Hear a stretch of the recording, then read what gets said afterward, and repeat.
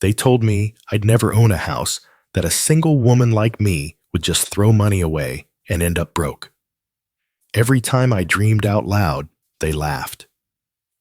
My parents, the people who raised me, called my dream foolish, a waste of time, a waste of money, a waste of hope. But they didn't know one thing: I don't quit. And the day I opened the door to my own home built with my bare hands, their faces were priceless. If you've ever been doubted or told your dreams were impossible, this story is for you. Hit the like button. Leave me a comment about your own dreams and subscribe for more stories of strength and sweet revenge. My name is Claire, and ever since I was a little girl, I dreamed of having my own home. Not just any home, but one I could pour my heart into shape, with my own style, and fill with light, love, and life. I'm 29 now, living in Portland, Oregon, where the rainy mornings always made me long for a warm, cozy space to call my own.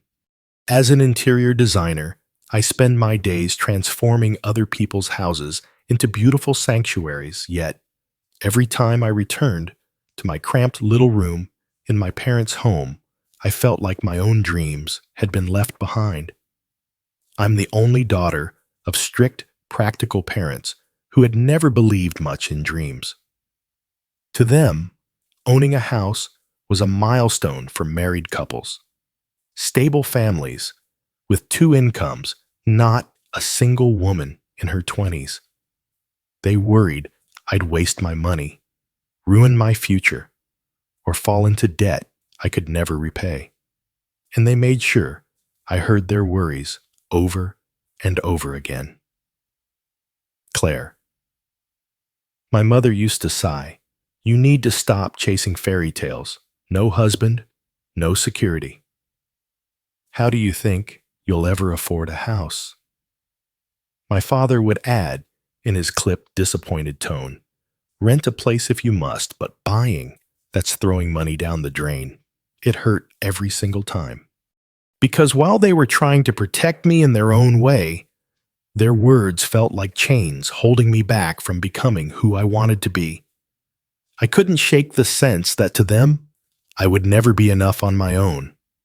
For a while, I tried to ignore it. I focused on my clients, taking pride in every project I finished: rustic kitchens, airy sunrooms, dreamy bedrooms. I poured my creativity into them, grateful for the chance to help people build their perfect homes. But at night, lying awake in my childhood bed, the feeling returned. I was helping everyone live their dream, except myself. The funny thing about dreams is they don't die easily. They stay alive in tiny sparks. A magazine photo, a Pinterest board, a little sketch I'd make on a napkin during lunch. I kept collecting inspiration, imagining how my home might look: whitewashed, brick-reclaimed wood floors, cozy window seats, a bright kitchen where I could brew my morning coffee while watching the rain. Portland wasn't cheap, though, and my salary as a mid-level designer barely covered expenses. It seemed impossible to save enough for a down payment, let alone furnish a whole house. But something inside me refused to let go. Maybe it was pride, or maybe it was just plain stubbornness, but I wanted to prove that I could do it, that I wasn't the hopeless dreamer they thought I was. Living with my parents came with a price too. Every dinner turned into a lecture about being realistic. Every conversation ended with a warning about ending up alone, poor, or worse. I tried to smile and nod, tried to tune them out, but their words chipped away at me. There were moments late at night when I nearly gave up, when I asked myself if they were right, if I should just settle for renting, or wait until some future husband came along to save me. But then I'd remember all those rooms I'd designed, all those clients who'd trusted me to build their dreams. And I'd think, why can't I build my own? My circle of friends was small but supportive. They understood my passion. They'd listen as I described every detail I wanted in a house, even if the dream seemed a million miles away. My best friend Maya would always say, "Claire, if anyone can pull this off, it's you." On weekends, I'd wander around open houses soaking up ideas and trying to keep hope alive. Sometimes I'd stand in the doorway of a half-finished property and picture myself there, turning dusty rooms into something beautiful. That tiny spark inside me always glowed a bit brighter on those days. So here I was, nearly 30 single, living with parents who doubted me, yet refusing to let go of a dream I'd had since I was a child. A dream to build a home that was mine from the ground up, with my hands, my vision, my courage. I knew the road would be hard. I knew there would be heartbreak and frustration. But deep down, I had a sense that someday, somehow, I'd step through a doorway and say, "Welcome to my home." And when that day came, no one, not even my parents, would be able to say I was foolish again. It all came crashing down the night my father called a family meeting. I'd just finished working on a challenging kitchen remodel, exhausted but proud. Before I could even sit down to dinner, he looked me straight in the eye and said, "Claire, enough of this nonsense. You need to start thinking practically. Stop daydreaming about buying a house." My heart sank. I tried to swallow the frustration rising in my throat. "Dad, I know what I'm doing," I replied, trying to keep my voice calm. He shook his head, dismissive. "No, you don't. You're living under our roof. You have no savings worth talking about.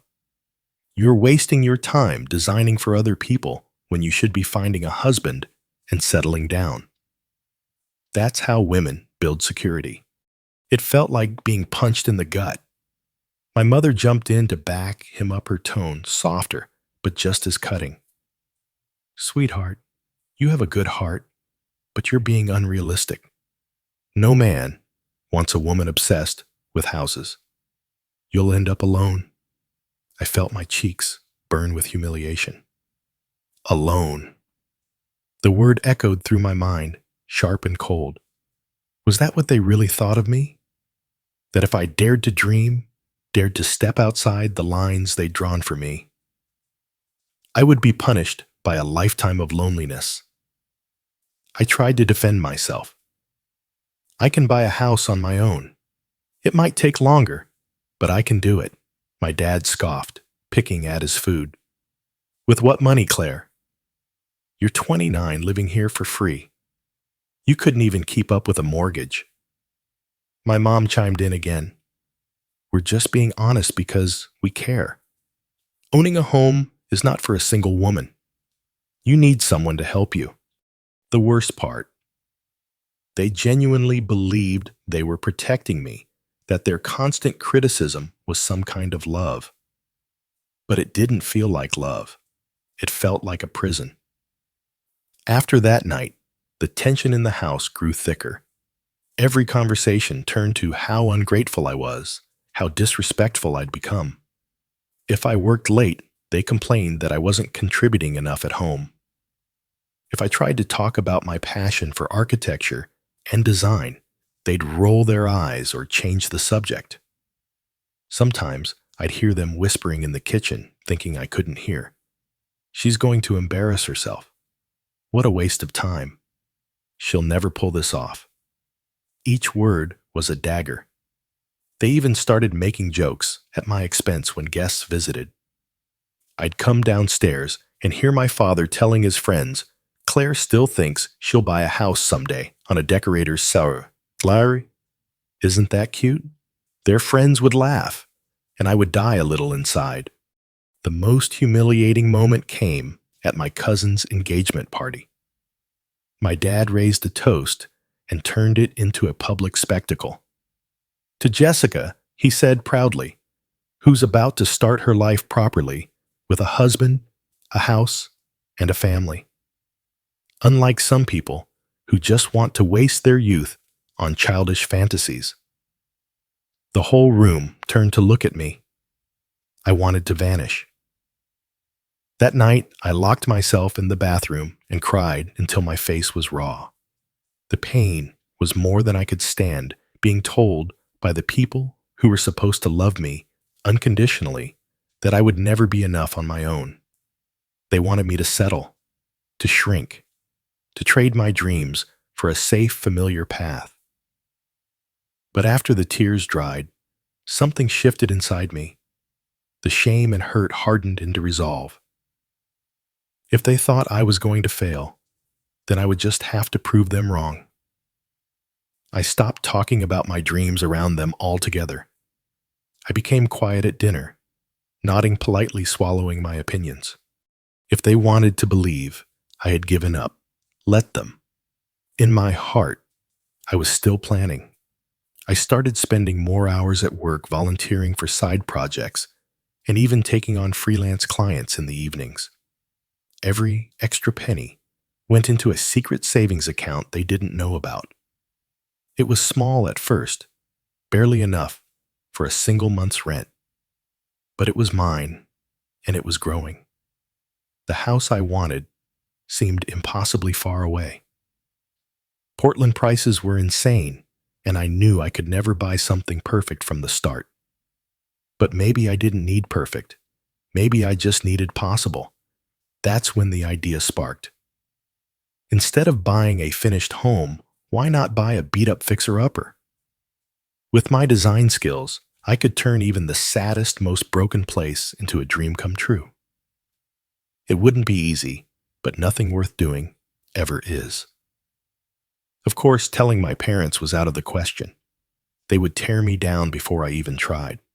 So I kept quiet, smiling through every insult, letting them think they'd won. Every night, I would scroll through real estate listings, studying market trends, calculating down payments and loan estimates, teaching myself the rules of the game. I watched YouTube videos on DIY remodeling, took notes on plumbing and roofing, and practiced budgeting like a woman possessed. Their words still hurt. They probably always would, but I refused to let them become my reality. I was going to build my dream home brick by brick, paycheck by paycheck, until the day I could open the door and say not just to my parents, but to myself, I did it. The next few months pushed me to the breaking point. Living at home became a slow-burning torture. Every morning I'd sip my coffee in silence while my parents talked about other people's children, the ones with real jobs, real families, real houses. They didn't even try to hide their disappointment anymore. At night, I lay awake hearing them through the thin walls. My mother worried in hushed-in tones. She'll never get married if she keeps chasing this foolish dream. My father, in his gravelly voice, snapped, "She'll end up on the street and we'll have to bail her out." I wanted to scream, "I am not a child. I will not fail." But the words stuck in my throat. If I tried to argue, they'd just twist it around, calling me ungrateful. Work became my only escape. I buried myself in clients' projects, often staying late so I could avoid my parents' barbed comments. But even there, stress was catching up to me. I was overbooked, tired, and running on caffeine and sheer willpower. One evening, after finishing a long shift redesigning a bungalow, I got a call from a small side client who needed urgent help with their guest house remodel.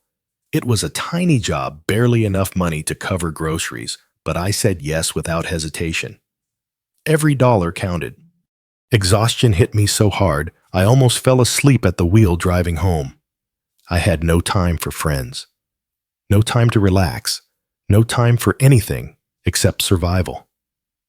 But in those quiet moments before bed, I would stare at the mood board I'd taped to my wall, faded photos of reclaimed wood floors, whitewashed walls, warm lighting. Someday, I reminded myself. Someday, it will be real. The turning point came when I found a listing for a rundown cottage on the edge of town. It was ugly roof, sagging, siding, rotted, broken windows, but something about it made my heart race. The price was shockingly low, because the place was basically falling apart. Still, it was the only property even remotely within reach of my tiny savings. I arranged to tour it alone without telling my parents. The real estate agent wrinkled her nose as she showed me through the ruined rooms. Mold on the ceiling, peeling wallpaper, floors that creaked with every step. But all I saw was possibility. I envisioned sunlight flooding through new windows, fresh paint, reclaimed wood beams, a small garden out back where I could grow herbs. It would be a ton of work. It might take years, but it could be mine. Afterwards, I sat in my car and cried. Cried, from hope, from fear, from sheer frustration. Could I really do this alone? My savings were a joke compared to what I needed for repairs. My parents would never help. I felt so small, so completely alone. The next night, I tried to share a piece of my excitement with them, just to test the waters. I saw a place. I started carefully, hoping maybe they'd surprise me with encouragement. Instead, my dad barked out a laugh. "A place, you mean a shack.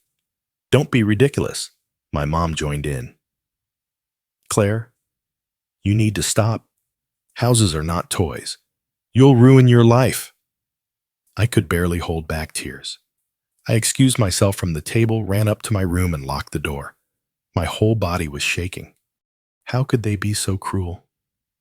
In that dark moment, I wanted to give up more than anything. I felt crushed, under their doubt, buried by it. Maybe they were right, maybe I was reaching too high. But then, out of pure instinct, I pulled up the listing again on my phone. I zoomed in on that battered front door, that cracked porch, that overgrown yard. And in my mind, I could still see it. The dream was there, just beneath the wreckage, waiting for me. I didn't sleep at all that night. Instead, I calculated, planned, ran the numbers again and again, until they made sense, or at least enough sense to move forward. I had to try. Even if it meant failing spectacularly, I had to try. By sunrise, I'd made up my mind. I would put in an offer, no matter what my parents said. No matter how impossible it seemed, I would claim that broken-down house as my own. The next few weeks were a blur of paperwork, inspections, and stress. I scraped together every dollar I had negotiated the loan until my voice shook, and signed the documents with trembling hands. The day I got the keys felt completely unreal. It was mine, a disaster of a house, but still mine.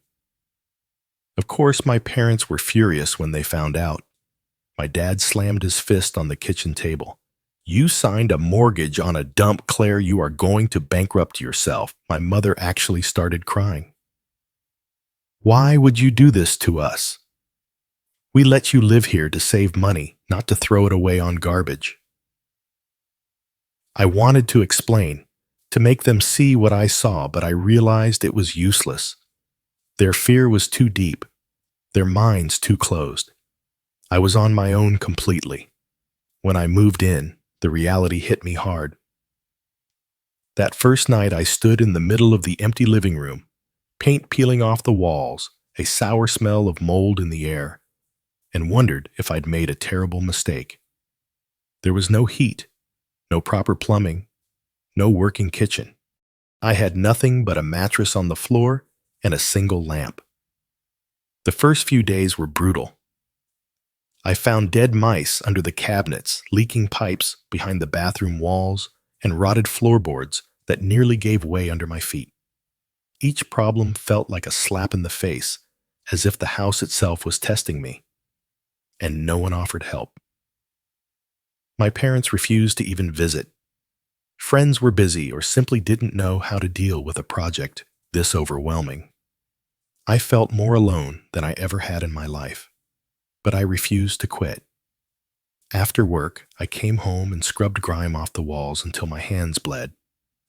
I learned to patch drywall from YouTube tutorials. I tore out old insulation with a crowbar, sometimes in tears, sometimes cursing under my breath, but always pushing forward. There were nights I collapsed on the mattress, filthy and exhausted, listening to the wind howl through broken window frames. Part of me wondered if my parents were right, if I really had lost my mind. One rainy night, I was fixing a leak in the roof, perched on a wobbly ladder, when the entire gutter fell loose and nearly sent me crashing to the ground. I caught my balance at the last second, my heart pounding, rain pouring down my face like punishment. That night, alone in the dark, I broke down sobbing. I thought of all the sacrifices, the lost sleep, the missed parties, the career opportunities I'd turned down just to chase this insane dream. What was I fighting so hard for? The answer came like a whisper. Freedom. I wanted a place that was mine, a place no one could take away. I wanted to be enough on my own. So I kept going. Bit by bit, I found tiny victories. A friend from work offered leftover paint. A neighbor dropped off a used but working stove. I learned how to refinish the floors instead of replacing them, saving thousands. Slowly, painfully, the cottage began to change. When I finally installed a new front door, bright and welcoming, it felt like a declaration to the world I belong here. This is mine. My parents refused to come see it. They claimed they were too busy, but I knew they were embarrassed. I stopped trying to convince them. Deep down, I wanted to show them what I was building to share the joy. But their rejection had taught me a powerful lesson I could only rely on myself. One night, months into the renovation, I sat on the newly built porch, sipping cheap wine from a chipped mug, staring at my half-finished dream. My body ached in ways I never knew it could ache. My savings were nearly drained, and there was still so much work left. But for the first time in my life, I felt truly, breathtakingly alive. I had chosen this. I had fought for this. And no one could take it from me. The months that followed felt like a blur of sawdust sweat and stubborn hope. Each evening after my design job, I changed into paint-stained clothes and got to work. I tore out moldy cabinets and replaced them with secondhand finds I'd refinished by hand. I repaired cracked plaster walls with slow, patient care. When the furnace finally gave out in the middle of winter, I learned how to fix it myself, reading tutorial after tutorial by the light of a flashlight. It was grueling, but it was mine.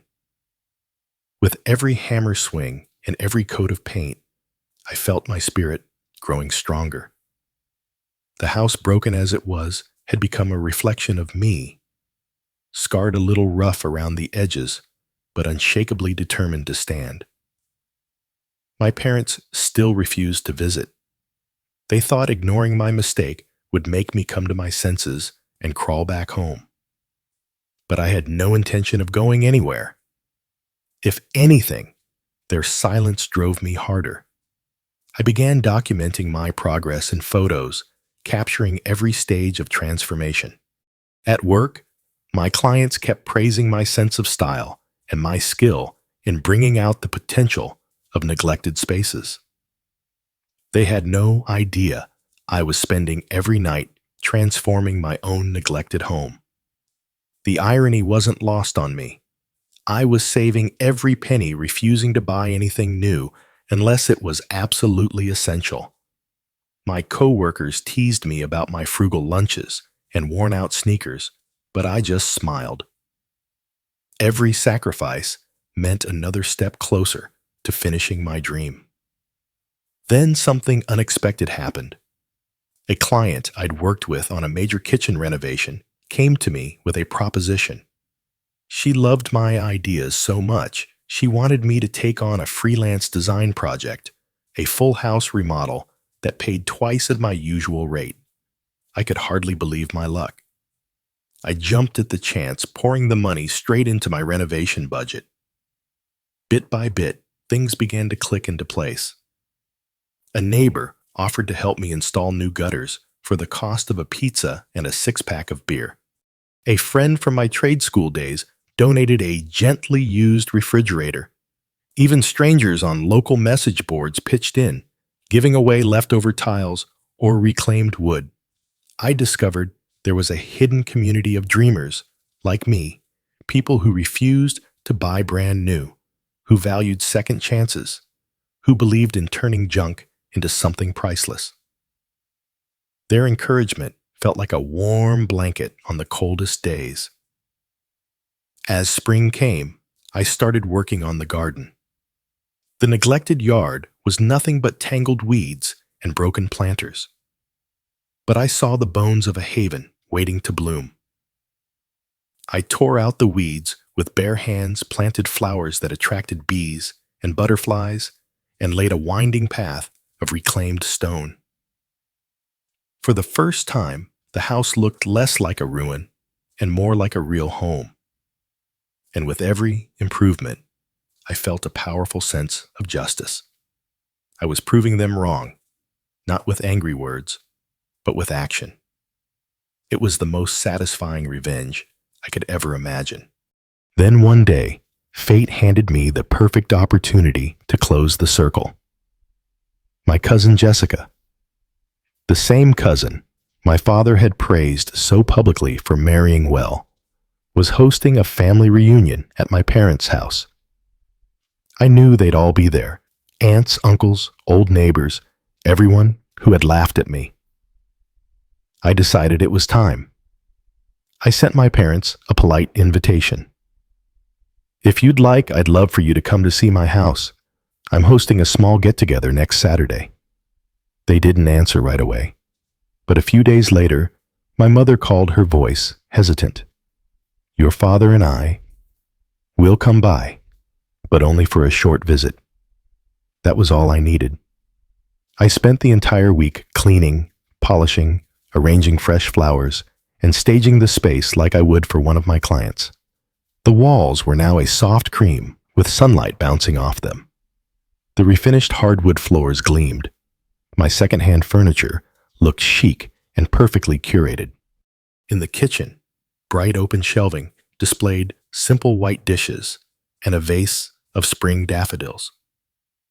I even prepared snacks simple but elegant to welcome them. It was my moment, and I wasn't going to leave anything to chance. The day of the visit, I opened the door and saw their stunned faces. My father's mouth actually fell open, and my mother froze in place, clutching her purse as if she'd stepped into a magazine photo shoot. I smiled, calm and steady. "Welcome to my home," I said, letting those words settle into the air like a victory. They walked through each room in silence, their eyes darting around, searching for flaws, but finding none. I could see the shock turning into reluctant admiration. My father finally broke the silence. "You did this yourself?" I nodded, every inch. My mother reached out to touch the smooth, polished countertop, tears brimming in her eyes. "Claire, it's beautiful." For the first time in a long time, I felt seen. I felt whole. We sat on the porch, sipping tea I'd made in my little kitchen, while they asked questions about how I'd done it. There was a gentleness in their voices I hadn't heard in years. My father even admitted quietly, "Maybe we underestimated you." That was all the apology I would ever need. The day after they left, I walked through each room, again alone, letting the sunlight pour in, letting the peace wash over me. I had done it. Against all odds, against all the doubt and fear, I had built something no one could ever take away. It was more than a house. It was a declaration that I was enough, that my dreams were valid, that no one's approval was required to make them real. And as I stood in my tiny perfect kitchen, looking out the window at my blooming garden, I realized I wasn't just surviving anymore, I was thriving. From then on, my life felt different. Opportunities came easier because I carried myself with a new kind of confidence. Clients trusted me, more sensing that I'd proven myself not only as a designer, but as a fighter. My friends started calling me for advice about how to chase their own dreams. Even my parents began to soften, seeing my courage as something to be proud of. They visited more often, bringing fresh vegetables from their garden, sitting at my reclaimed wood dining table, talking about future plans. In a way, my victory had healed something between us. I no longer needed their permission, and somehow that made us closer. I had stepped through fear, through loneliness, through failure, and come out the other side stronger. That was the real revenge, not gloating or shaming them, but showing them that their daughter had been brave enough to believe in herself when no one else did. Sometimes at night, I still lay awake and marvel at it, all the creaking floorboards, the breeze through the newly repaired windows, the quiet hush of a place that was finally fully mine. It wasn't easy. Nothing worth doing ever is, but it was worth it. And when I think about the next chapter of my life, the next dream I want to chase, I know I'll never doubt myself again. Because I built these walls with my own hands, and I built a new version of myself along the way, unstoppable, unbreakable, and free. Months later, I stood on my porch on a golden summer evening, breathing in the warm scent of fresh-cut grass and blooming flowers. The house behind me felt alive, filled with the echoes of my hard work, my courage, my hope. I had turned every moment of pain, every doubt, every harsh word into something beautiful. My parents had come around visiting on weekends with home-cooked meals sitting in my kitchen, as if it had always been ours. They no longer called my dream foolish. Instead, they bragged about me to neighbors, telling them how their daughter had built her own home from the ground up. That quiet pride in their eyes was more precious than anything I'd ever imagined. Standing there, looking out at my small but perfect garden, I realized how far I had come. I no longer feared being alone. I no longer craved permission or approval. I was enough, fully, completely, gloriously enough. As the sun dipped behind the trees, painting the sky with shades of coral and gold, I turned back toward the front door. The door I had sanded and painted with my own hands and smiled. I thought of every time they'd said, "You can't." And then I stepped inside my house, my dream, my proof, my triumph, and whispered to myself, "Look at me now. No one could ever take this away." Because in the end, the greatest home I had built wasn't just the walls and the beams. It was the home inside me, a place of fierce confidence, unshakable peace, and endless possibility. And that I knew was a dream worth fighting for.